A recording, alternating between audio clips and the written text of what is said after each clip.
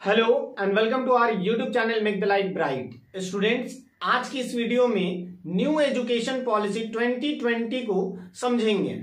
बहुत सारे स्टूडेंट्स का कमेंट आ रहा था कि क्लास 10th और 12th का जो नए सेशन में है 2022 टू 23 के बीच में एग्जामिनेशन कंडक्ट कराया जाएगा या नहीं, या फिर उन लोगों का ये भी क्वेश्चन था कि जिस तरीके से पहले 10th और 12th का एग्जामिनेशन हो रहा था उसी तरीके से होगा या फिर कोई चेंजेस देखने को मिलेगा। तो सबसे पहले हम लोग इस नए पॉलिसी को समझेंगे और अगर आप ये समझ पा रहे हैं तो फिर आपका जो क्वेश्चन है वो आपका आंसर भी इसी में है। ठीक है, अगर आपका जो क्वेश्चन है आप इस चीज को समझ पाते हैं तो आपके क्वेश्चन का आंसर भी मिल जाएगा। तो चलिए हम लोग देखते हैं कि जो नया एजुकेशन पॉलिसी है उसमें क्या चेंजेस लाया गया है। पहले हम लोग क्या देखते थे कि 6 साल की उम्र में एडमिशन होता था, फिर 10th तक आप लोग पढ़ते थे, 10 साल वहां पर टाइम ड्यूरेशंस दिए, फिर intermediate it means 12th 11th और 12th एक साथ होता था, मतलब 10th में एक डिग्री मिलता था, फिर 12th में फिर आपको क्या करना पड़ता था, 3 साल का ग्रेजुएशन करना पड़ता था और 3 साल के ग्रेजुएशन के बाद 2 साल का पीजी करना पड़ता था। ठीक है, ये 3 साल का ग्रेजुएशन होता था। ठीक है, तो ये चीज होता था। लेकिन अब क्या है, ये पहले जो था इसमें अब चेंजेस ला दिया गया है और ये अब 5, 3, 3 और 4 मतलब कि पहला 5 साल, फिर 3 साल, फिर 3 साल और फिर 4 साल, ये जो एजुकेशन का जो एज होता है उसको बांट दिया गया है। इसमें वैसे मैं ग्रेजुएशन वाला और ग्रेजुएशन या फिर पीएचडी ये सब को मैं इन्वॉल्व नहीं किया हूं, ये बस मैं 12th तक को अभी यहां पर मेंशन कर रहा हूं। ठीक है, उसके बाद 12th के बाद किस तरीके से क्या होगा उसको भी हम लोग देखेंगे। तो ये जो पहला 5 साल है इसको हम लोग फाउंडेशन स्टेज के रूप में देखते हैं। ठीक है, या फिर इसको क्या कहा गया, फाउंडेशन स्टेज। ओके, अब इस 5 साल को क्या किया गया, 2 भागों में बांट दिया गया। ठीक है, पहला 3 साल और फिर 2 साल। ठीक है, तो अगर हम बात करें पहले 3 साल में तो अब क्या है कि 3 साल की उम्र में ही क्या होगा, एडमिशन होगा। एडमिशन होने के बाद उस पर क्या होगा कि कोई प्रेशर नहीं दिया जाएगा, मतलब कि एक तरह से ये प्ले स्कूल होगा। ओके, ये प्ले स्कूल हुआ और इसमें जो उनको मन करेगा, जैसे उनको आना होगा वैसे बच्चे आएंगे। ठीक है, कोई इसमें प्रेशर नहीं होगा, कोई एग्जामिनेशन नहीं होगा, कुछ नहीं होगा। ओके, उसके बाद फिर क्या होगा, ये 2 साल सेकेंड, ये 2 साल में क्या होगा, बच्चे क्या होंगे 1 क्लास में और 2 क्लास पढ़ेंगे, 1 एंड 2 क्लास यहां पर वो कवर करेंगे। इसमें भी क्या होगा कि एग्जामिनेशन नहीं होगा, एग्जामिनेशन नहीं मतलब कि बर्डन नहीं। ठीक है, मतलब कि कंप्लीटली इसमें क्या किया गया है कि स्टूडेंट्स को फ्री रखा गया है।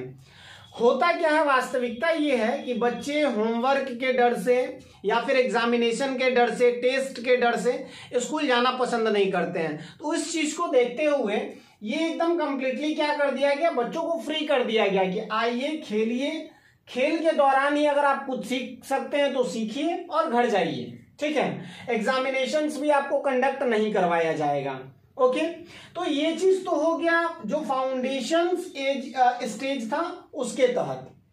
इसके बाद जो ये 3 साल आया, 3 साल में बच्चे क्या करेंगे, 3, 4 और 5 ये 3 क्लास कवर करेंगे। ओके, और इसको क्या कह दिया गया, इसको कह दिया गया प्राइमरी स्टेज। ठीक है, प्राइमरी स्टेज या प्राइमरी स्टेज इसको कह सकते हैं। ठीक है, तो ये हो गया प्राइमरी स्टेज। इसमें बच्चों का क्या होगा, इसमें लोकल लैंग्वेज में एजुकेशन दिया जाएगा, लोकल लैंग्वेज। ठीक है, इसमें लोकल लैंग्वेज में बच्चों को एजुकेशन दिया जाएगा। ओके, लोकल कह दें या फिर नेशनल कह दें। ठीक है, नेशनल लैंग्वेज भी यहां यूज किया जाएगा। ठीक है, अब होता क्या है, बहुत सारे बच्चों में इंग्लिश का डर होता है, स्टार्टिंग में बहुत ज्यादा इंग्लिश का डर होता है। तो यहां पर यह नहीं है कि बच्चों को फोर्स किया जाएगा कि आपको इंग्लिश भी पढ़ना है, ऐसा कुछ नहीं है। उनको लोकल लैंग्वेज या फिर नेशनल लैंग्वेज में पढ़ाया जाएगा। हालांकि ये मैंडेटरी नहीं है, जैसे कि बहुत सारे स्कूल है जहां पर सिर्फ इंग्लिश, जैसे कि आईसीएसई बोर्ड हो गया, वहां पर इंग्लिश आपके लिए अनिवार्य है। तो यहां से बच्चों को क्लासिफाई किया जाएगा या फिर क्या कहा जा सकता है कि अलग अलग किया जा सकता है। जो बच्चे चाहते हैं कि हम इंग्लिश बोर्ड में पढ़ेंगे वो पढ़ सकते हैं, और जो भी सेंट्रल गवर्नमेंट के अंतर्गत आएगा वहां पर तो खैर लोकल लैंग्वेज या फिर नेशनल लैंग्वेज यूज किया जाएगा। तो ये जो है लैंग्वेज, क्योंकि अगर यहाँ पर अगर लैंग्वेज अगर मैंडेटरी कर दिया जाता है कि लोकल लैंग्वेज या नेशनल लैंग्वेज में ही पढ़ाई हो, तो फिर इंग्लिश जो लैंग्वेज है वो बहुत पीछे रह जाता है। तो इसलिए यहाँ पर कोई मैंडेटरी नहीं है कि इसी लैंग्वेज को फॉलो किया जाएगा। उसके बाद इस स्टेज में आप लोगों का एग्जामिनेशन स्टार्ट हो जाएगा। एग्जामिनेशन क्या होगा, स्टार्ट हो जाएगा। ठीक है, आई थिंक ये चीज आपको समझ आ गया।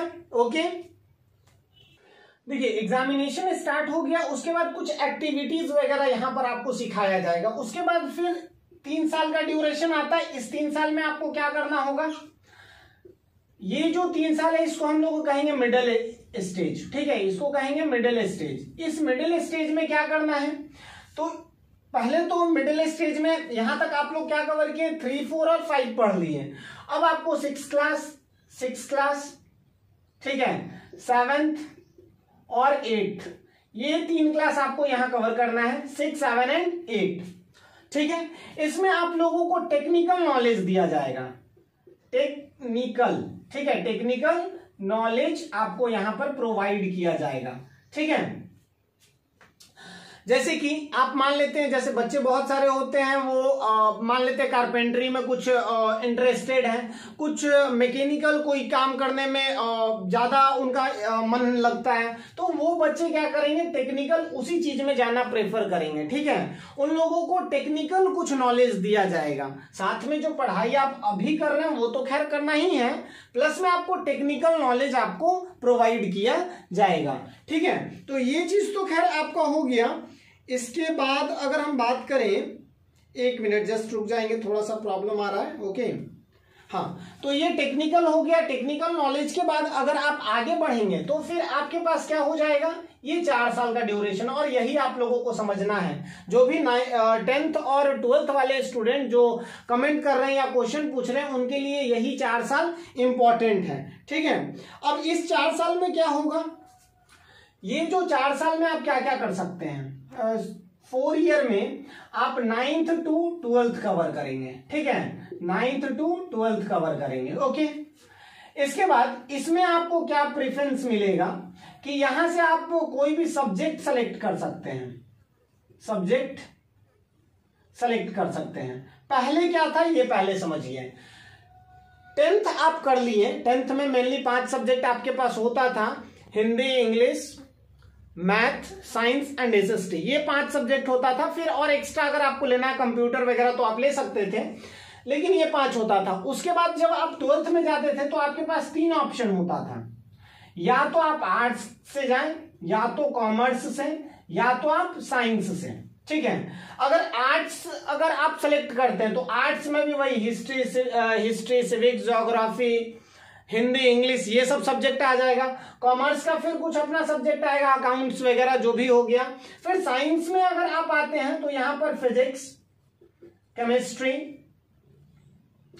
बायोलॉजी और मैथ्स, ये 4 सब्जेक्ट इधर होता था। ठीक है, तो यहां प्रॉब्लम क्या था इस चीज को समझते हैं। यहां पर अगर आप मान लेते हैं साइंस लेकर के पढ़ रहे हैं तो आर्ट्स का कोई सब्जेक्ट नहीं ले सकते हैं। ठीक है, और अगर आप आर्ट्स लिए हुए हैं तो साइंस का कोई सब्जेक्ट नहीं ले सकते हैं। या फिर यहां पर एक और प्रॉब्लम था, अगर आप मैथ्स मतलब पीसीबी ले रहे हैं, फिजिक्स, केमिस्ट्री और मैथ्स ले रहे हैं, तो बायोलॉजी आपको अगर एक्स्ट्रा मन है तो ले सकते हैं, अदरवाइज वो साइड हो सकता है। अब ये क्या हुआ, ये जो रेस्ट्रिक्शन था बच्चों के बीच, ये खत्म कर दिया गया। आप कोई भी सब्जेक्ट आप सेलेक्ट कर सकते हैं। अगर 9th में आप चाह रहे हैं कि हम हिंदी, इंग्लिश, मैथ ये लेकर के पढ़े, हिंदी, इंग्लिश, मैथ और साइंस, या फिर कोई भी सब्जेक्ट, ठीक है, बस यहां पर एक मैंडेटरी किया गया कि कोई एक लैंग्वेज आपको लेना पड़ेगा, इंडियन लैंग्वेज से सब्जेक्ट आपको लेना पड़ेगा। ठीक है, इंडियन लैंग्वेज से रिलेटेड सब्जेक्ट आपको लेना पड़ेगा, हिंदी, इंग्लिश, जो भी आप उर्दू ले लें तो वो आपको लेना पड़ेगा। बाकी जो 4 सब्जेक्ट है it's completely depend on you, जो आपको सेलेक्ट करना है कर लीजिए। ठीक है, और ये आप 12th तक कर सकते हैं, ये आप 12th तक कर सकते हैं। दूसरा यहां पर इंपॉर्टेंट क्या चेंजेस आया, तो यहां पर अब आपको देखने को मिला कि ये 6 month examination based on 6 month, मतलब सब्सिडी सेमेस्टर वाइज, या फिर हम कहें examination based on 6 month duration, ठीक है। तो ये क्या हो गया, 6 मंथ पर बेस्ड एग्जामिनेशन होने लगा। जैसे कि अभी रिसेंट में 10th में क्या हुआ है, टर्म 1 एंड टर्म 2, ठीक है, टर्म 2। अब देखिए यहां पर ऐसा कुछ नहीं है कि एग्जामिनेशन नहीं होना है, एग्जामिनेशन होगा। चेंजेस क्या है, 9th 10th 11th 12th में अब चेंजेस जो 1 अप्रैल से जो लागू किया उसमें चेंजेस ये लाया गया है कि आपको सब्जेक्ट चुनने का अधिकार है। आप सब्जेक्ट अपने अकॉर्डिंग चॉइस, अपने अकॉर्डिंग या फिर अपने चॉइस के अकॉर्डिंग सेलेक्ट कर सकते हैं। दूसरा क्या कि 6 महीना पर बेस्ड एग्जामिनेशन होगा। क्या होता क्या था नॉर्मली कि अगर मार्च में एग्जाम है, अगर मार्च में एग्जाम है तो बच्चे क्या करते थे, जनवरी से स्टार्ट करते थे प्रिपरेशन।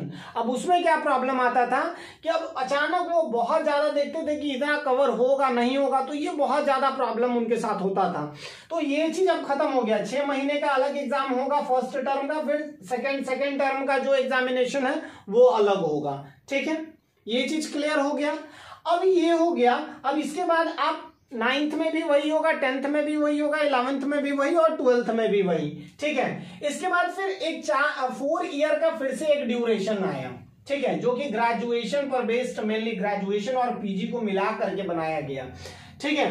ग्रेजुएशन और पीजी दोनों को मिला करके बनाया गया 4 ईयर का प्लान। वो 4 ईयर में क्या था, अगर फर्स्ट ईयर आप करते हैं तो 1 ईयर आपको डिग्री मिल जाएगा। अब ये क्यों फायदेमंद है ये आपको मैं समझाता हूं।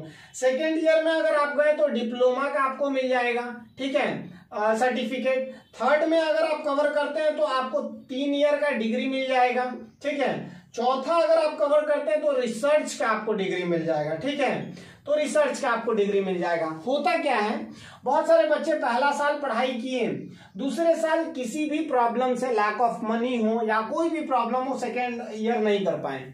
अभी क्या होता है, 3 साल का ग्रेजुएशन होता है। अब आप 1 साल करके छोड़ देते हैं और फिर से आप अगर पढ़ना चाहते हैं तो फिर से आपको फर्स्ट ईयर पढ़ना पड़ेगा, ये प्रॉब्लम है। लेकिन अब ये प्रॉब्लम को खत्म कर दिया गया। अब अगर आप 1 साल कवर कर चुके हैं तो अब आपको 1-2 साल के बाद भी अगर मन कर रहा है पढ़ने को तो आप डिप्लोमा का कोर्स करिए, ठीक है, फिर 3rd ईयर डिग्री का करिए, फिर रिसर्च का करिए, ऐसे करके। मतलब अगर बीच में गैपिंग होता है तब यहाँ पर कोई प्रॉब्लम नहीं है।